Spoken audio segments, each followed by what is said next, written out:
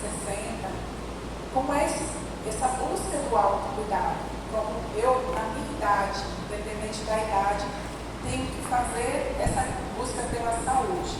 A gente sabe que o outubro rosa é um mês alusivo ao câncer de mama, né, principalmente, que é o câncer que infelizmente mais mata mulheres no mundo e que todas nós aqui conhecemos alguma mulher, né, que já teve esse tipo de câncer, que já se curou, mas também conhecemos algumas mulheres que não tiveram essa oportunidade da cura. Então, tudo vai do diagnóstico precoce, né, da prevenção. E é isso que a gente vai falar. Já que a gente tem uma doença que a gente pode se prevenir, por que não se prevenir? Né? Então, esse autocuidado começa aí, desde a prevenção. Então, eu vou falar um pouco de câncer de mama, mas vocês vão ver que eu vou falar mais de saúde da mulher, né? Para não ficar muito maçante. Câncer de mama, muitas coisas a gente já sabe, a gente só vai relembrar, mas eu vou falar da saúde da mulher em geral. Então, a saúde da mulher em todas as fases da vida, né? A gente tem que ter o cuidado. Cada ciclo da vida tem características que requerem atenção especial e alguns pontos para manter a saúde. Os cuidados especiais na mulher, eles são mais delicados na gravidez e também na menopausa. Para vocês verem o tanto que a gente é abençoada por Deus. Né? Homem não engravida, homem não tem menopausa, a mulher tem. Né? Homem não menstrua, a mulher menstrua. Então nós temos algumas fases da nossa vida que tem que ter cuidados especiais, voltados para aquela fase da vida. Um deles é a gravidez e a menopausa. Então eu separei por idade qual é o cuidado que essa mulher tem que ter em cada fase da sua vida. Por exemplo, né, dos 10 aos 15 anos, será que a menina está se tornando uma mulher, ela precisa ter esses cuidados? Sim. É nessa fase aí de 10 a 15 anos que possivelmente a menina vai menstruar, né, a primeira vez. E aí deve ser a primeira visita ao médico ginecologista, que é o médico que cuida da saúde da mulher. Né? E é nessa fase também que nós pais precisamos ter o cuidado de estar orientando essa menina quanto às modificações do corpo dela. Né? Desde o crescimento das mamas, o crescimento dos pelos e até a menstruação. A gente sabe que é uma fase de muito conflito na cabeça da menina, né? E aí é nessa fase que a etapa do desenvolvimento e das mudanças, é nessa fase que tem a primeira menstruação, uma coisa muito nova. É nessa fase que a gente faz a vacinação contra o HPV. Para quem não sabe, na minha época de 14 anos não tinha essa vacina, hoje tem. Então a vacina do HPV é a vacina que previne o câncer de colo do útero. Olha só que interessante. Então, nossas meninas, dos 9 aos 14 anos, elas têm essa oportunidade, precisam se vacinar, porque o HPV é o vírus que vai desenvolver no futuro, pode desenvolver o câncer de colo do útero. Então, olha, um avanço já da ciência de alguns anos para cá é essa vacinação contra o HPV. Além disso, é nessa fase que a gente educa as meninas quanto aos cuidados com a higiene íntima. E neste momento é possível identificar alterações hormonais graves ou má formação do aparelho reprodutor. Por exemplo, tem meninas que chegam com 16, 17 anos e ainda não menstruaram. Então, alguma coisa já tem de errado. Então é nessa fase que a gente vai descobrir que essa menina pode ter algum problema de má formação aí no útero e nos ovários. Dos 20 aos 29 anos é onde a gente começa o acompanhamento médico regular, onde a gente chama de plenitude sexual e reprodutiva. Então, nessa fase, a mulher está preparada para se reproduzir a partir dos 20 anos. E é nessa fase, então, que a gente vai começar a fazer o exame das mamas, aquele exame manual que a gente tem que fazer todos os meses, pelo menos uma vez no mês, debaixo do chuveiro, deitado na cama, que a gente vai falar um pouco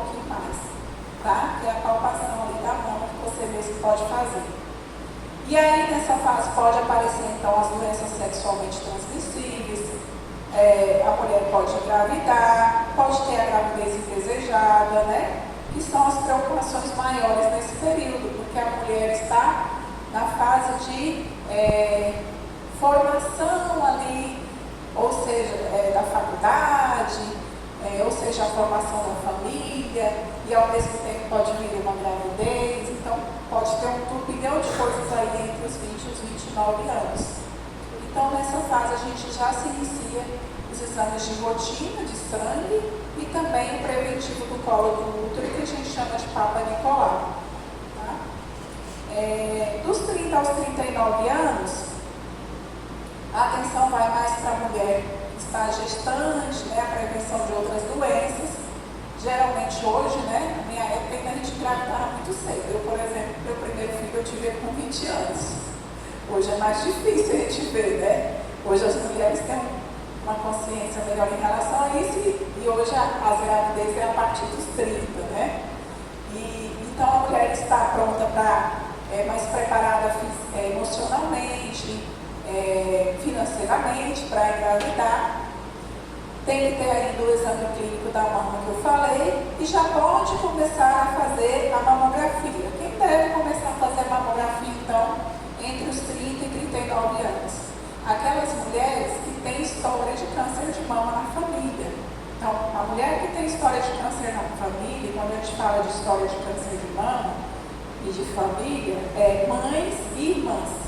Então, se a mulher tem mães e irmãs que teve câncer de mama, a partir dos 35 ela já tem que fazer mamografia. Então, ela começa a fazer mamografia um pouco mais cedo. E aí, os exames de sangue que ela tem que fazer, exame de colesterol, triglicéridos, hormônios, glicose e o hormônio do Papa Nicolau, que deve ser feito uma vez ao ano, de prevenção do colo do útero. Dos 40 aos 49 anos, é onde se inicia a perimenopausa, o climatério e até a menopausa.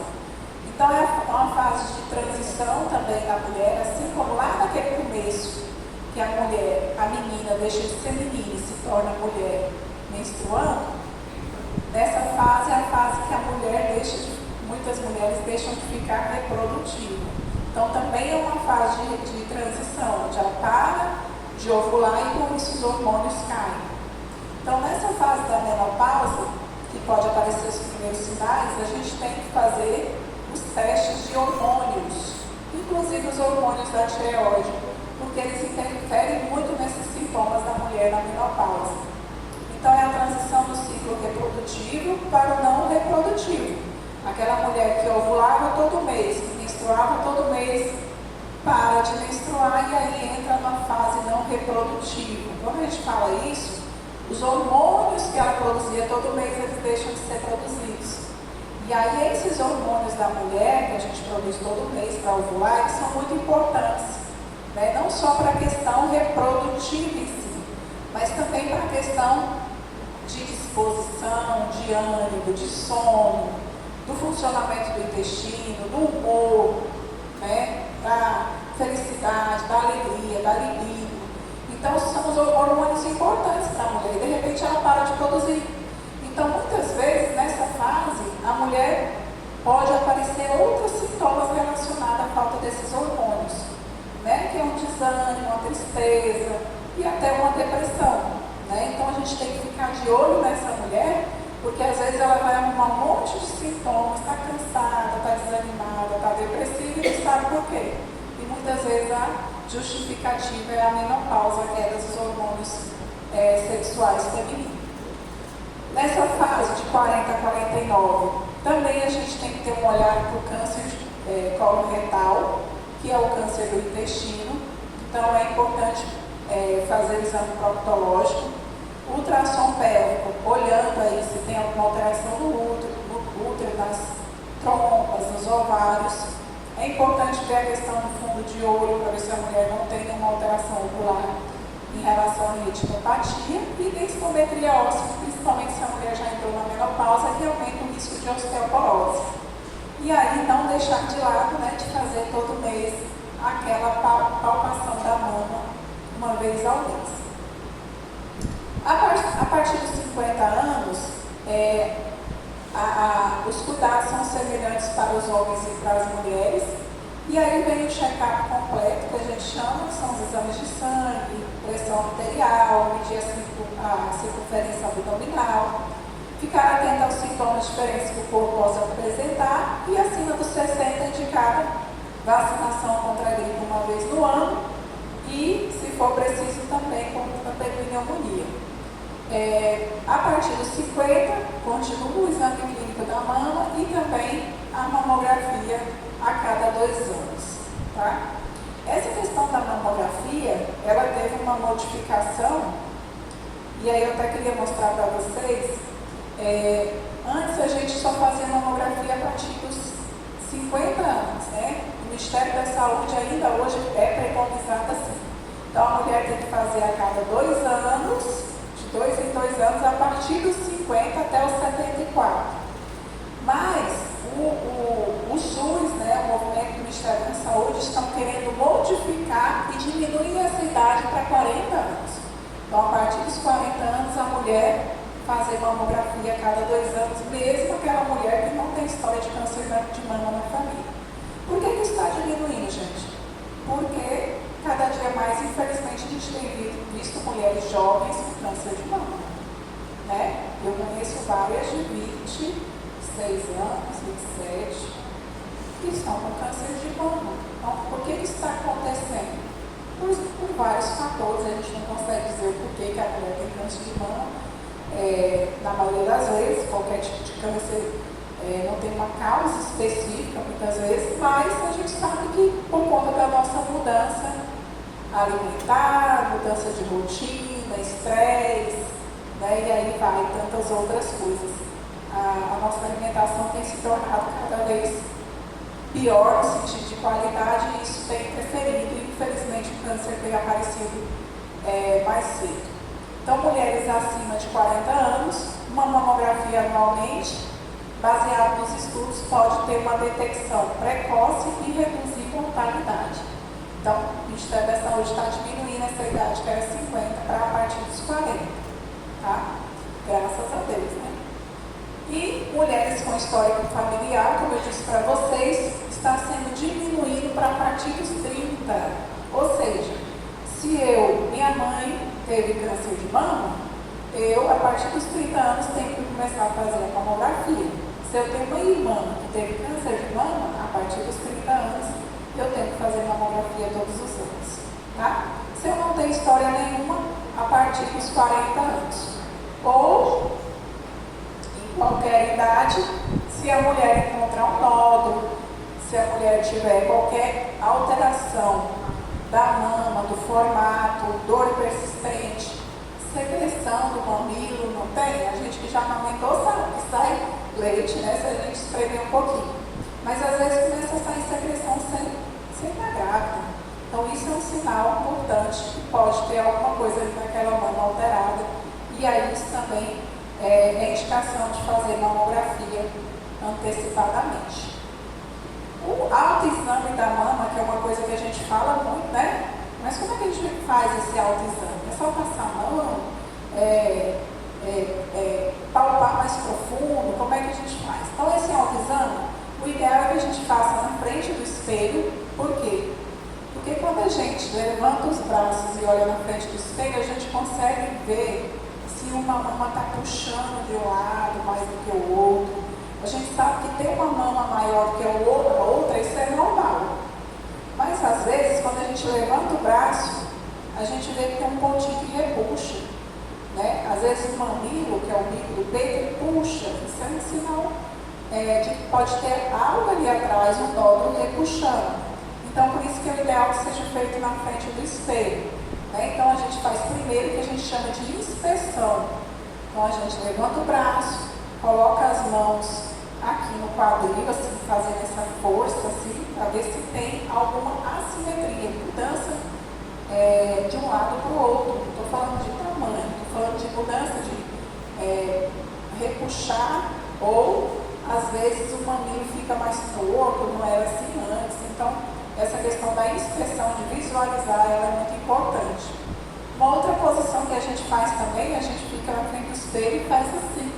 Então a gente consegue ver, sem roupa, é claro, né, sem sutiã, se essa mama, ela está pendurada igual a outra normalmente. Então a gente chama isso de inspeção. Porque se tiver um nódulo aqui atrás, ela vai repuxar. E isso é um sinal de que pode ter algo ali estranho. E depois a gente vai fazer a palpação. Essa palpação, a gente vai usar os dedos, né, principalmente esses três, e a gente vai fazer a palpação em toda a mão. A forma mais fácil que a gente acha é fazer como se fosse um relógio. Você começa de um ponto da área mais externa da mama e vai rodando, rodando, rodando, rodando, rodando, rodando, rodando até chegar no bico. Então você vai palpando, você consegue palpar toda essa mama, fazendo como se fosse um relógio girando e fechando até o bico. Tá? Então a gente, é importante, se eu encontrar algum caroço, algum nódulo, eu procurar um médico, né? Eu já vi mulheres que chegam para consultar dizendo assim: ah, doutora, eu estou com um negócio aqui na mama, porque eu tive um acidente, eu tive uma pancada 5 anos atrás, não sei quantos anos, e agora está assim, vermelho, dolorido e tal, e a mulher acha que é daquilo lá que ela teve, e não é, já é um câncer, né? Mulheres jovens, eu já peguei assim. Então, qualquer modificação que tem diferente, principalmente se um lado está diferente e o outro não, isso chama atenção, tá?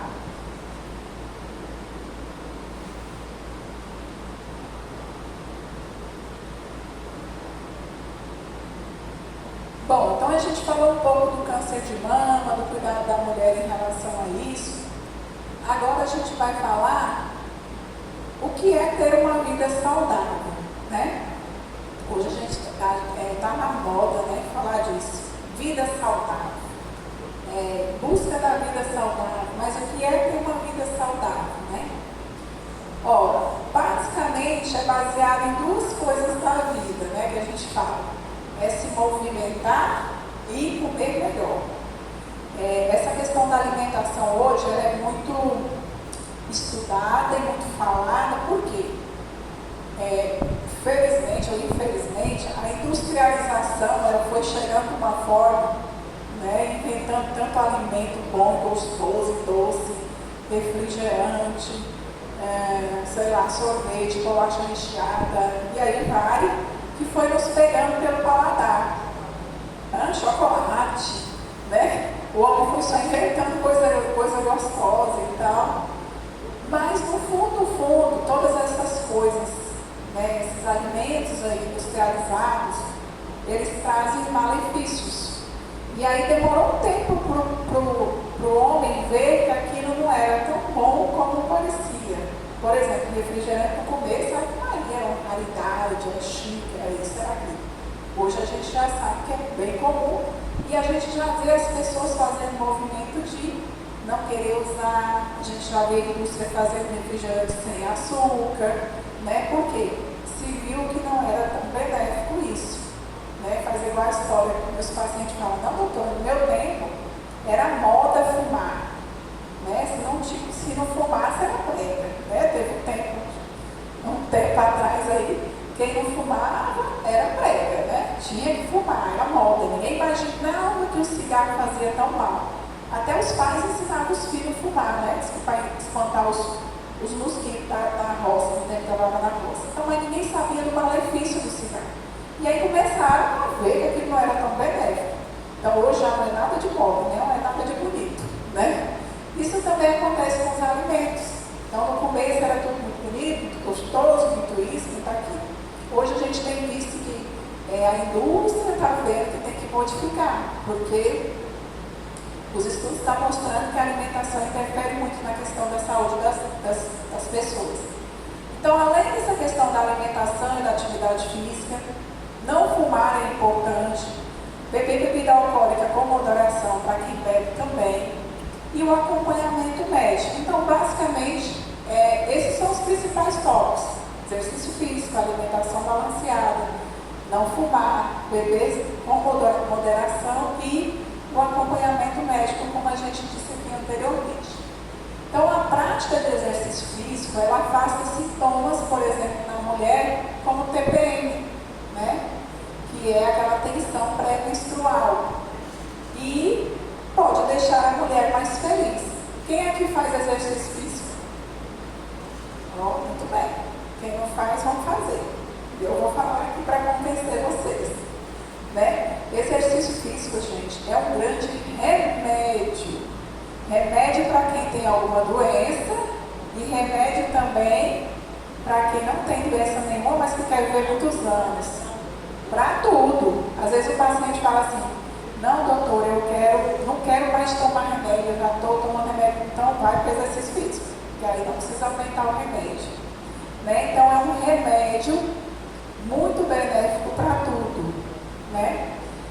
E, além disso, ele tem benefício na parte psicológica e até no fortalecimento dos ossos e articulações. Então, às vezes as pessoas falam assim, não, eu estou na menopausa, eu tenho mais de 60 anos, não posso ir para a academia. Na realidade, deve ir. Os estudos mostram que a musculação, ela até previne a osteoporose, na mulher principalmente. Então, é um dos melhores exercícios do idoso. Né? Então, não tem nada disso, não. A musculação não é feita só para jovem, não. É feita para qualquer idade. Claro que com cuidado, com acompanhamento, para não se esforçar a ponto de se machucar. Né?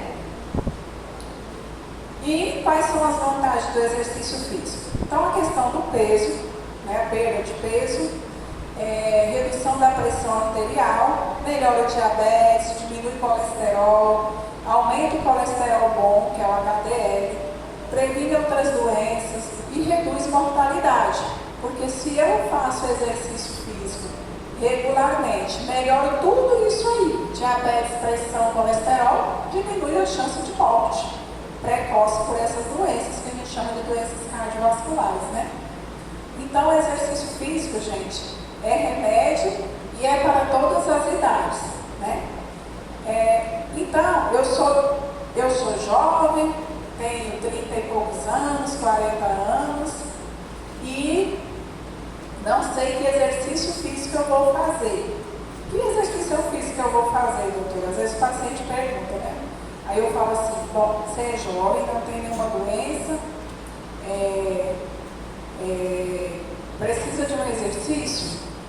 Então faça o exercício que acelere o coração, né? Que seja correr, que seja pedalar, que seja pular corda, que seja nadar, que seja academia, mas precisa acelerar o coração. Eu até brinco assim, que aquela caminhadinha das comadres, né, que faz lá na hora de conversar, bater papo, é para aqueles velhos que não dá conta de fazer outra coisa.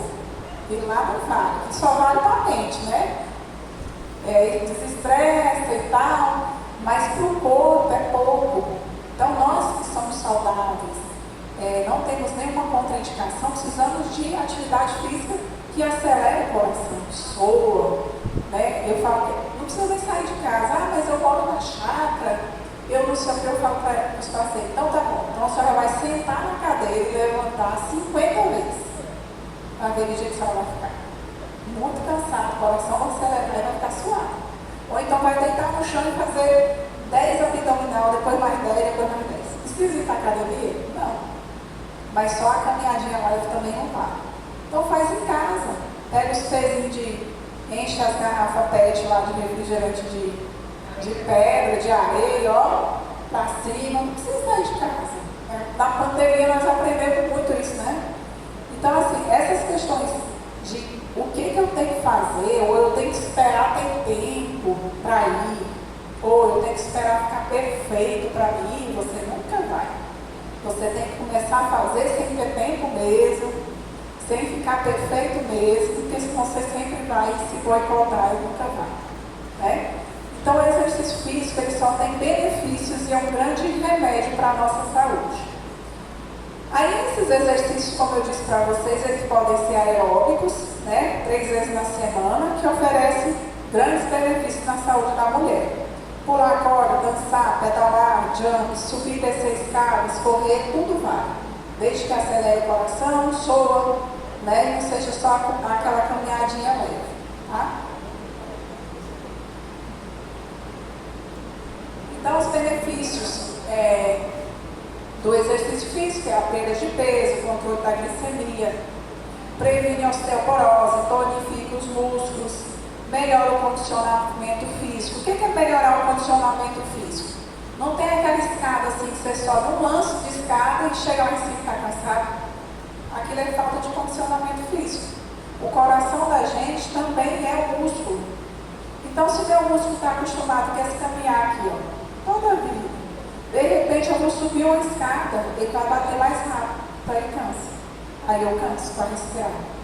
Então, a melhora do condicionamento físico é a melhora do condicionamento cardíaco. E como é que eu faço isso? Desafiando isso, aumentando um pouco mais. Então, às vezes eu falo, pode até fazer a caminhada, mas faz. Começa caminhando, semana que vem, caminha uma quadra e corre outra. Caminha uma quadra e corre outra. Daqui a pouco você está só correndo. E aí você melhora o seu condicionamento físico. Então a gente precisa estar sempre aumentando isso. Além disso, o exercício físico ele melhora a disposição para enfrentar o dia a dia, aquela preguiça, aquele desânimo, aquela sonolência depois do almoço, melhora com o exercício físico. Principalmente se ele é feito de manhã cedo. Logo que acorda, faz o exercício, o dia é outro. Tá? A disposição é outra. Aumenta a autoestima, eu vou dizer já porque aumenta a autoestima, reduz o estresse, melhora a qualidade de vida, aumenta o colesterol bom, então só tem benefício, gente. E é de graça muitas vezes, né? Então, é um grande remédio para nossas vidas. E aí, por que melhora esse bem-estar, melhora tudo isso? Existe esse hormônio chamado endorfina. Endorfina é o hormônio do prazer. Então, quando a gente faz exercício físico aeróbico, com maior intensidade, que acelera o coração, eu libero esse hormônio durante o exercício físico. E aí esse hormônio, ele melhora, proporciona a sensação de bem-estar. Como é que é essa sensação? Quem faz exercício aqui sabe. Às vezes vai sair da academia, ou da caminhada, ou da corrida cansado, mas com uma sensação boa, assim, de bem-estar. Isso é porque liberou endorfina, e a gente chama assim, eu estou endorfinada, quer dizer que eu estou mais feliz, mais animada, porque liberou esse hormônio aí, do bem-estar.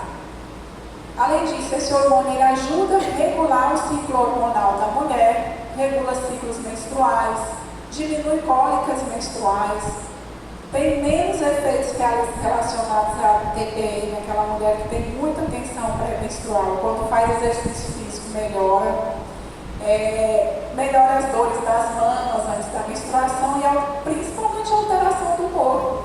Resumindo, a mulher fica mais feliz, mais disposta, mais animada, menos estressada. O dia pode ser estressado do jeito que for, mas você está melhor, está mais disposta. E aí até facilita, se melhora o ciclo menstrual, até facilita essa mulher a engravidar e melhora a libido. Libido é o desejo sexual da mulher. Então esse hormônio, que é o hormônio do prazer, e também, quando a gente faz exercício físico regularmente, ele aumenta a libido da mulher. Eu lembro que quando eu fazia crossfit, teve um tempo que eu fazia crossfit ali na mar. E aí meu horário que eu tinha, que minha Maria era pequenininha, era meio-dia. E eu fazia crossfit meio-dia. Loucura. E eu estava lá naquele crossfit, às vezes corria, vocês não vê a mulher correndo ali na rua? Corria na rua ali meio-dia, no sol quente. Eu falava, gente, que loucura é essa? Como é que pode eu estar aqui uma hora dessa? Aí, tipo assim, lá na hora dava assim, uma pergunta, mas como eu estou aqui uma hora dessa? Mas na hora que eu saía tão feliz que eu saía pensando assim, que hora que eu venho amanhã? Ai meu Deus, como é que eu vou fazer quando faltar amanhã? E aí, então, esse hormônio, ele gera vício. E aí eu digo que é um vício bom. É um vício que todo mundo pode se viciar. Quem faz exercício que sabe, o corpo começa a pedir. Você fala, ai meu Deus, eu tenho que ir hoje. Que hora que eu vou amanhã? Então o corpo começa despedir, gera um vício. A gente começa a gerar um vício nesse hormônio que me dá bem-estar. E isso é excelente, porque isso diminui o estresse, melhora a autoestima e diminui todas as questões emocionais. Então, isso é bom. Então, fazer exercício aeróbico é muito importante por conta desse hormônio aí chamado endorfina. E aí, por que eu estou falando tanto de exercício físico, né? Qual é a relação do câncer de mama com o exercício? Olha só que interessante. Existem estudos que mostram que o exercício previne câncer de mama e mulheres com câncer de mama, os estudos mostram que elas tiveram menos efeito na perda de massa óssea e dores nas articulações. Então, não é que ele trata o câncer de mama, mas ele melhora as mulheres que têm câncer de mama. Então, um grupo de professores de ciência do esporte da Universidade Americana de Vale fizeram estudos sobre as terapias complementares nesses casos. E eles todos incentivaram mulheres a praticar 2 sessões de treinamento de força e 150 minutos de atividade aeróbica moderada com caminhada toda semana. Então, as mulheres tinham que fazer um treinamento de força, 2 sessões e 150 minutos de atividade aeróbica toda semana. Eles fizeram um estudo com as mulheres com câncer de mama. E vamos ver depois dos resultados. Então, depois de 1 ano, os benefícios foram nítidos. Elas tinham mais massa magra e menos gordura corporal. E até então, as voluntárias não costumavam suar a camisa por mais de 1 hora na semana, o que as expunha a males como obesidade, osteoporose e fratura em geral. Então, para os pesquisadores, as mudanças sugerem que os exercícios deveriam ser prescritos em conjunto com o tratamento de câncer de mama. Então, tinha que ser lá, na prescrição médica, tinha que ter exercício físico, mesmo nas mulheres tratando. Porque os benefícios mostraram muito além do que se imaginava. Então, vocês imaginam, se ele melhora essas mulheres que estão com câncer de mama, imagine a mulher que não tem na prevenção. Ele também tem efeitos. E aí tem outros estudos que eu tive pesquisando que também mostram que são importantes na prevenção do câncer de mama, principalmente porque se a gente previne, se o exercício físico te faz perder peso, um exemplo, você tem menos gordura corporal, seu risco de ter câncer de mama é menor.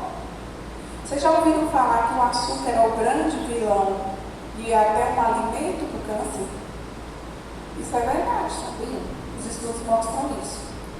Porque o açúcar, ele faz com que as células do nosso corpo gerem uma resistência, que a gente chama de resistência à insulina. E essa resistência faz com que aquela célula que funcionava todo dia para virar energia não vire mais. Ela vai ficando ali paradinha. E aí o corpo vai enchendo de gordura, porque o açúcar não tem para onde ir, vira uma célula de gordura. E essa inflamação que o açúcar causa no corpo é um risco maior para câncer de mama. Então, perder peso, fazer exercício, menos açúcar, são muito importantes para a prevenção do câncer de mama também, tá? E isso tudo está sendo mostrado em estudos. Só para falar uma curiosidade, vocês todos aí estão ouvindo falar do remédio que chama Mounjaro, né? Está na roda. Só o que tem hoje na rede social. Mas olha só, um dos estudos que saiu sobre ele, que está sendo muito estudado, é que ele previne câncer de mama. Por que ele previne câncer de mama? Porque ele perde peso. Então a mulher perde peso, menos chance de câncer, desinflama. A célula de gordura é inflamatória para o organismo. Se a gente fizer uma pessoa obesa um exame chamado PCR, que é um exame que mostra o grau de inflamação do corpo, no obeso o PCR está alto. E essa pessoa não tem infecção nenhuma. Por que esse PCR está alto? Porque está inflamado. Porque tem excesso de gordura no corpo. Então, perder peso previne câncer. Isso é um fato. E aí, como é que deve ser, então, doutora, a alimentação saudável para as mulheres? gente falou dos exercícios e aí vamos falar como é que tem que ser a alimentação saudável, né? Então, em todas as fases da vida é importante que tenha uma alimentação balanceada e a gente deve consumir todos os tipos de nutrientes, sejam proteínas, carboidratos, gorduras, mas tudo balanceado e tudo com mais cuidado. Como eu disse para vocês no começo, a questão da industrialização modificou muito isso. A mulher em si, uma das coisas que ela tem que se preocupar é com a ingesta do cálcio, principalmente a mulher que está na menopausa, ali acima dos 40, 45 anos. Então, o cálcio é um mineral importante porque ele previne a osteoporose. E qual é a dose ideal dessa mulher por dia? 1000 miligramas de cálcio. Vocês acham que é pouco? Não é.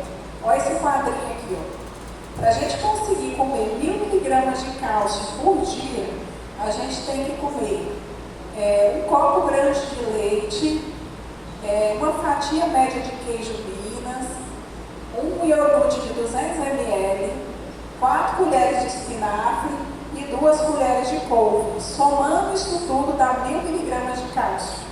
Então, eu preciso comer muita coisa saudável para mim conseguir ter 1 miligrama de cálcio.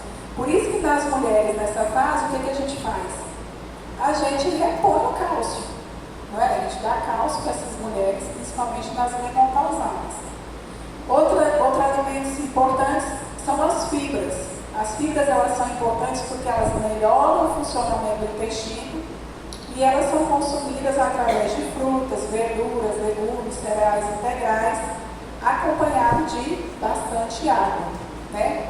Inclusive as fibras, elas também dão saciedade. Então, por que a gente fala assim? Prefiro arroz integral do que arroz branco. Porque o integral tem o quê? A casquinha, não é? Então, quando eu como arroz integral, aquela casquinha, ela faz com que aquele arroz demore mais a digestão. E com isso, eu tenha mais saciedade. E além disso, aquele arroz vai virar açúcar mais lento. Não virar açúcar tão rápido igual o arroz branco. Então, tudo que é integral, tudo que tem fibra, é mais saudável, não só para a questão do intestino, mas também para a questão do ganho de peso. E quais são os alimentos importantes para quem tem TPM, a mulher que tem TPM, tensão pré-menstrual? Então, a TPM, a gente sabe que nessa fase a mulher altera o humor, fica mais ansiosa, tem dores de cabeça. O que ela tem que fazer? Evitar frituras, alimentos gordurosos, refrigerante, bebida alcoólica, café e chá preto. Então, tudo que é preto, nessa fase, piora a TPM. E consumir mais castanhas, leite e derivados com baixo teor de gordura. Quanto mais gordura e quanto mais pretos ela comer, pior vai ser a TPM dela. E aquela mulher que incha muito, o que ela tem que comer? Então, o inchaço ele vem através da retenção de líquido. Ela tem que beber bastante líquido e diminuir o consumo de sódio nos alimentos. Então, quando a gente tem alto teor de sódio no corpo, o que é sódio, gente? Sal. Então, quando eu como muito sal, o que faz? O sal ficar no corpo, a água fica junto. Então, se eu comer a gordura muito salgada, eu incho as pernas. Eu retenho mais líquido. Então, o que eu tenho que fazer? Comer menos sal, beber bastante líquido para não reter líquido ali. Então, evitar alimentos industrializados, pratos prontos, salgadinho de pacote, embutido, sopa de saquinho, suco em pó. Todos esses alimentos, o grande conservante deles é sódio, é sal. E aí, isso incha, tá? E para melhorar o metabolismo, o que eu tenho que fazer? Então, a partir dos 30 anos, o gasto de energia corporal começa a cair e o metabolismo pode ficar mais lento. Às vezes as pessoas falam, meu metabolismo é lento. Depois dos 30 anos, nosso corpo não gasta mais energia tão fácil. É aquela história. Antigamente, eu ficava sem jantar, amanhecia com 1 quilo a menos. Né? Aí agora eu fico a semana inteira sem jantar e não perco nada. Então isso é o metabolismo que vai se identificando com o passar dos anos. Então, a gente, a partir dos 30, a gente tem mais perda de músculo, e para manter e adquirir a massa muscular, a musculação é uma boa opção como modalidade a praticar. Então, no meu corpo, eu tenho músculo e gordura. Tenho músculo, em cima do músculo eu tenho a gordura. Com o passar dos anos, naturalmente a gente vai perdendo músculo. E se a gente não for cuidando desse músculo, movimentando ele vai ficando atrofiado, e em cima desse músculo vai ficando só gordura. Né? E aí isso identifica mais ainda o meu metabolismo.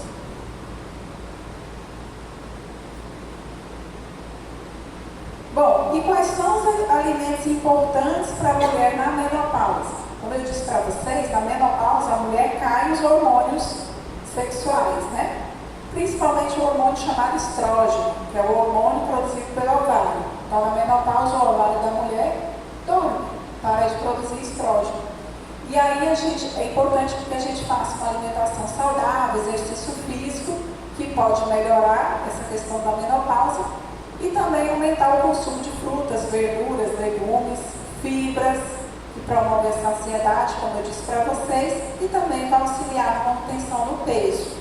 Então, todas essas questões de mudança alimentar na menopausa, elas são importantes. Eu disse para vocês que, a partir dos 30 anos, o metabolismo vai lentificando. Quando chega a menopausa, isso lentifica mais ainda. Aí você imagina, o que vai acontecer com essa mulher? Ganhar peso depois dessa fase. Então, é muito comum a gente ver a mulher ganhando peso nessa fase. E aí eu disse para vocês que esse hormônio de queda em muitas mulheres causa muito alteração de humor, de desânimo. Aí imagine essa mulher com tudo isso e ainda ganhando peso. Então é um turbilhão de coisas que acontece na mulher nessa fase. E aí tem um alimento que é rico em isoflavonas, que é a soja. A soja, ela tem um componente que se parece um pouco com o estrógeno, que é o hormônio feminino. Então, geralmente a gente orienta o consumo de leite de soja, isoflavona, nessa fase. O leite de soja, o problema hoje é que já não tem mais a qualidade, né? Tem muitos, agrotóxicos, não sei o quê. E aí acaba que a gente já não orienta mais tanto. Mas a gente orienta o uso da isoflavona muitas vezes para simular esse estrogênio que a mulher produzia lá e não produz mais. É importante também nessa fase da menopausa aumentar o consumo de fibras, e a aveia é um grande aliado da mulher, porque ele é nutritivo, ele pode ser fonte de carboidrato, vitaminas e minerais, é rico em fibras, né? Melhora o intestino, melhora o colesterol, baixa o colesterol ruim e melhora a pressão arterial e glicemia. Então, aquele mingauzinho de aveia da vovó da noite é uma opção no lugar da janta da mulher. Não colocando açúcar, viu, gente? Só o mingauzinho de aveia lá, com leite, é uma opção, porque ele tem só benefícios, inclusive diminui pressão e glicemia. E aí vem os antioxidantes, que são muito falados, né? O que é antioxidante? Antioxidantes são alimentos ou substâncias que fazem com que aquela célula que está ali paradinha, preguiçosa, desanimada, volte a funcionar. E com isso, não deixe que aquela célula se envelheça. Então é como se fosse um anti-envelhecimento, né? Quais são os alimentos que trabalham nisso? Cenoura, linhaça, oleaginosas, frutas cítricas, suco de uva integral, tomate, óleo de coco, soja, brócolis, couve-flor, peixe, basicamente verduras e frutas, né? Aí vem as questões das castanhas e dos óleos melhores, né? Os óleos de coco e ômega 3, rico em ômega 3. Então, esses alimentos antioxidantes, eles melhoram o funcionamento das células, não deixando com que elas envelheçam. Além disso, a gente pode colocar também como antioxidante, que na mulher funciona bem, as frutinhas vermelhas, que a gente chama de cranberry, goldberry. Alguém já ouviu falar? A própria amora é um antioxidante. Ela não deixa com que aquela célula envelheça. Então, são substâncias naturais, alimentos, que a gente pode estar utilizando como antioxidante. E quais são os alimentos que podem favorecer com a prevenção do câncer? Todos esses que a gente falou, mas principalmente as hortaliças, frutas e legumes, podem estar ligadas à redução do risco de câncer de mama e do colo do útero. Vegetais alaranjados, como cenoura, abóbora, folhas escuras, como couve, espinafre, repolho, brócolis e couve-flor. Então, tudo que é vegetais, folhas, ajudam, se é antioxidante, anti-envelhecimento da célula, diminui o risco de câncer. Tá? E aí, para finalizar então, eu deixo uma dica para vocês, que é o suco detox. Detox é antioxidante, ou também chamado de suco verde, né? Que é uma bebida que apresenta componentes que favorecem a limpeza hepática, potencializa a eliminação de toxinas e sobrecarrega o nosso organismo. Então, se é antioxidante, elimina toxinas do corpo, passa lá no fígado, faz a limpeza hepática, só precisa ser tomado todo dia, né, gente? Não haver uma vida que vai resolver, não resolve. Precisa ter tomado todo dia, fazer parte ali da sua alimentação. Então, o pigmento que facilita essa limpeza é a clorofila, que está presente em alimentos verdes escuros, como couve, salsinha, hortelã, salsão. Essa clorofila, ela melhora a enxaqueca, melhora a concentração, cansaço, sono, humor, digestão, funcionamento intestinal, TPM, peso e medidas corporais. Então, o verde das folhas, dos legumes, dos alimentos, produzem essa clorofila, que é um potente antioxidante, faz essa limpeza, que são todos esses aí, melhorando tudo isso. E é indicado para a gente tomar diariamente, o melhor horário, em jejum, que tem que estar associado à alimentação adequada. Não adianta muito eu tomar um sucão desse aí e de repente comer um monte de bobeira no café da manhã, né? Sei lá, tomar refrigerante, comer um pãozão com manteiga e aí vai. Então eu preciso também estar acompanhado com uma alimentação mais balanceada para que eu tenha essa detoxicação aí hepática. E aí eu coloquei aqui uma dica de como fazer isso, né? De como fazer esse suco. E aí são coisas simples, né? Que podem ser feitas com couve, uma folha de couve, você vai bater, meio limão, um terço do pepino sem casca, uma maçã sem casca, ou com casca, eu gosto de bater com casca. 150 ml de água de coco e um pedaço de gengibre. E aí, mas doutora, como é que eu faço? Eu vou comprar o pé de couve lá, o maço de couve, e aí eu faço 2 dias, depois a couve não presta mais. Então o que a gente faz? Você pega, compra tudo na feira lá, no dia da feira, faz os pacotinhos e congela. De manhã cedo você só bate, só espreme o limão, porque o limão tem que ser espremido na hora. Mas as outras coisas dá para você fazer e congelar. Eu, inclusive, gosto tudo com casca e sem coar, até o gengibre. Sem casca,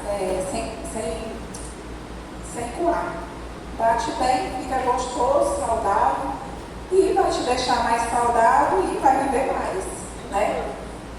Depois, se você puder mandar essa receita para mim, eu vou lá no grupo das mulheres que se interessarem, né? Se alguém quiser tirar foto também pode. Aqui, gente, ó, essa maçã, eu particularmente gosto com casca. Vocês vão ver que a maçã adoça esse suco. Ele não fica ruim, não fica azedo, não fica amargo. Ele é gostoso. É como se fosse um suco de limão. E não precisa coar, porque se a gente não coa, ajuda o intestino, né? Porque a fibra ajuda aí. Então, pode ser substituído, por exemplo, hoje eu não tenho limão, posso colocar laranja? Posso. Hoje eu não tenho pepino, posso pôr cenoura? Posso. Então, você pode colocar várias outras coisas ali, em substituição não tem problema, mas faça o saquinho, porque senão você só vai fazer uma vez, 2, depois você não põe mais. Você fazendo os saquinhos e congelando, aí está garantido, e é bem rápido de fazer, né? Uma outra coisa interessante, um alimento que tem sido muito estudado, né, é a couve, que é o famoso açafrão. Eu, particularmente, nunca gostei do açafrão. Para mim, ele tinha gosto. Só fica ele lá no alimento, a gente só sente o gosto dele, né? Mas ultimamente eu tenho aprendido a gostar mais dele. Mas ele tem sido muito estudado, principalmente como anti-inflamatório. Inclusive os ortopedistas, eles hoje, na verdade, as indústrias farmacêuticas já fazem medicação com açafrão, medicação de farmácia. Só com açafrão de dentro. Tem até uma marca que chama Motori, que é açafrão puro, que é cúrcuma, né? Então a cúrcuma longa é principalmente utilizada no tratamento das osteoartrite, apresentação anti-inflamatória, antioxidante, e tem efeito no tratamento dos distúrbios gastrointestinais, como dispepsia, aquela azia, tá? Flatulências, para aquelas pessoas que têm muito gás, tratamento dermatológico, cicatrização de ferida e ainda é analgésico, tá bom? Então, é um santo remédio. Só que, gente, a diferença do remédio, o veneno é só a dose. Então, às vezes, a gente não consegue dizer assim, eu como cúrcuma todo dia, uma colher, 2, 10, sei lá. A gente não consegue quantificar. Então, muitas vezes, é interessante você comprar as cápsulazinhas, porque você tem certeza do que tem dentro. Às vezes o paciente fala assim, não, doutor, eu estou tomando um monte de chá para diabetes, não sei o quê. Eu falo, meu Deus, tá bom, o chá pode até funcionar, mas a gente não sabe o que tem dentro, a quantidade desse chá. Às vezes não está fazendo efeito nenhum, está pouco. Mas às vezes está muito. Eu já vi pacientes intoxicarem com melão de São Caetano. Tem que voltar aí, por causa de melão de São Caetano. Então, assim, não é a questão do chá. Todos os nossos remédios vêm de plantas. Só que a indústria tem certeza de quanto tem miligrama ali dentro daquele remédio. E quando a gente só faz uma coisa por fazer, a gente não tem essa certeza. Então, às vezes tem gente tomando de mais, tem gente tomando de menos, mas hoje a gente tem a opção das cápsulazinhas. E isso melhora a questão inflamatória, principalmente pessoas que têm dores crônicas ali nas articulações e até prescrito por médico, tá? Então, o santo remédio também. E era isso que eu tinha que falar para vocês, que a gente possa levar uma vida mais saudável. E obrigada.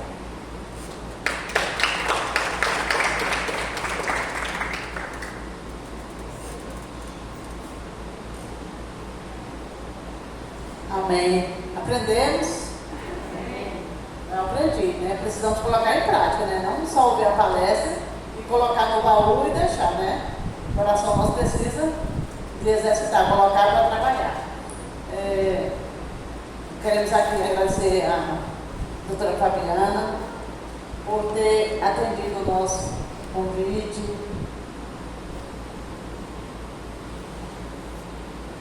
Quero convidar a irmã Leda a vir aqui à frente.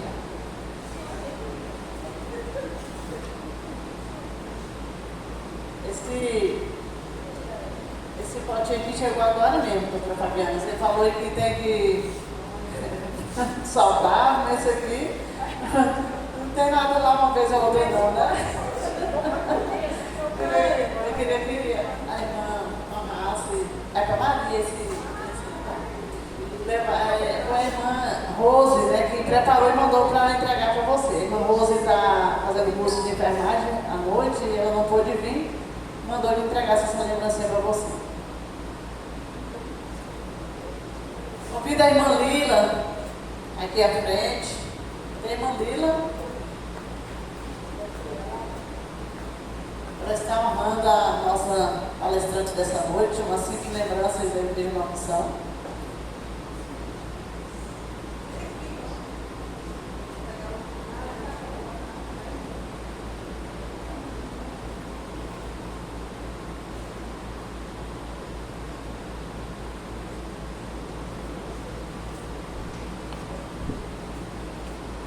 A pastora está fazendo a oração de encerramento e logo após nós vamos fazer uma foto, né? Quero aqui agradecer a presença da nossa amiga Dona Virgínia Andrade, que sempre está aqui conosco, né? Sempre a gente convida para estar aqui na ponta, ela vem participar conosco. Agradecer a presença aí da minha amiga pastora, a professora Laildes, né? Que atendeu o nosso convite, dizer que o nosso coração está grato de ter vocês aqui. Nós estamos com o coração grato, a doutora Fabiana é a nossa vizinha aqui no setor, E é a primeira vez aqui visitando a igreja da Unção. Nós estamos com o coração grato, amém? Passa para a pastora.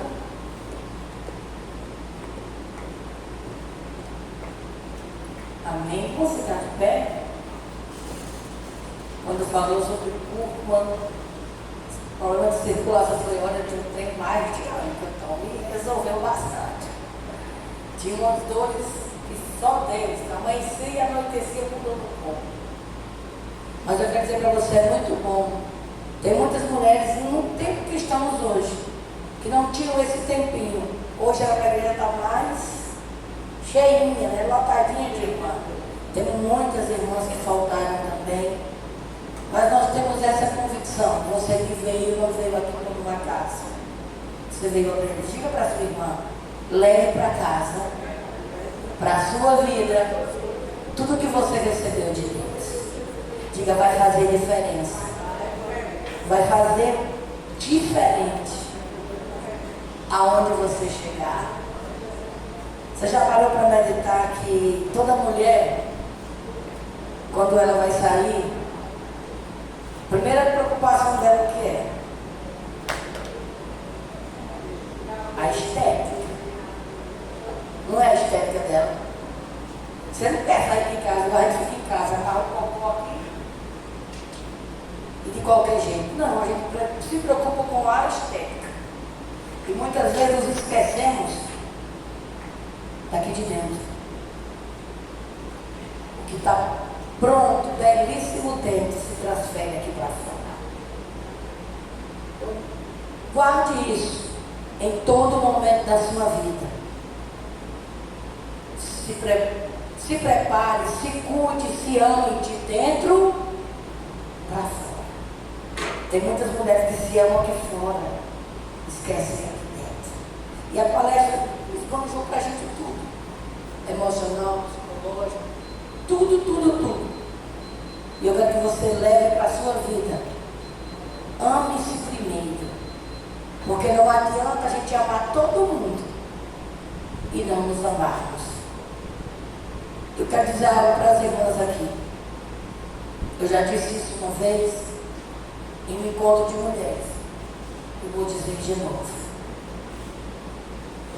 Por muito tempo, eu cuidei de muitas mulheres. Por muito tempo. Me preocupei com muitas mulheres. E me esqueci. Me deixei, me abandonei aqui dentro. Porque muitas vezes se cuida aqui fora. Mas quando eu entendi que eu só dou aquilo que tenho, eu cuido aqui dentro e transmito aqui fora. Então se cuide, se ame e veja quão preciosa nós somos diante de Deus. Amém?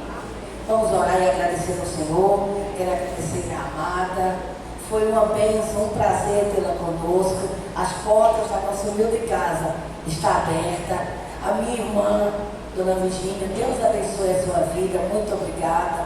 Quero agradecer a irmã Leda, a irmã Deusinete, a pastora Socorro, que estiveram agora à tarde dando alguns reparos, mas também, principalmente, quero agradecer a irmã Gigleide e a irmã missionária Adriana, a vice-pastora da igreja, por ter cuidado de ornamentar, de se preocupar, ficaram ontem aqui após o culto, até muito dentro de horário.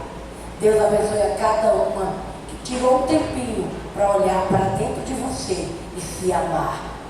Deus tem obras sobrenaturais através da sua vida. Amém? Coloque a mão em direção ao seu coração. Grandioso, poderoso Deus, Pai que estás no céu.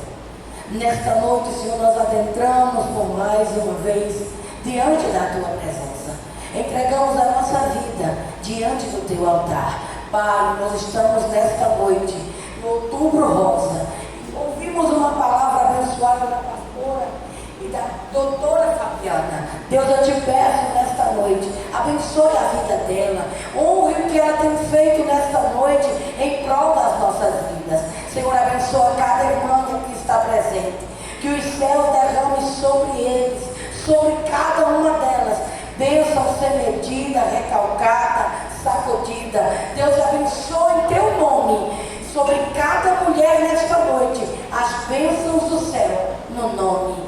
Jesus. Amém?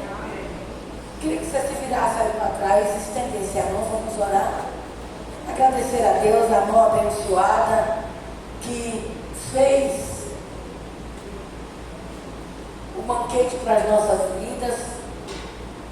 Vamos pedir ao Senhor para que Ele venha abençoar e prosperar. Deus, nós entregamos este alimento e pedimos ao Senhor, prospere cada uma que foram contribuintes com este alimento. A mão que fez, a mão que contribuiu, e que o teu nome venha a ser glorificado. E é no nome de Jesus que nós entregamos ao Senhor e ofertamos em oferta agradável por tudo que o Senhor tem feito. Obrigado, Espírito Santo, por uma noite memorável na tua presença. No nome de Jesus, amém. Eu quero que você glorifique a Deus com palmas, exalte a Ele está neste lugar.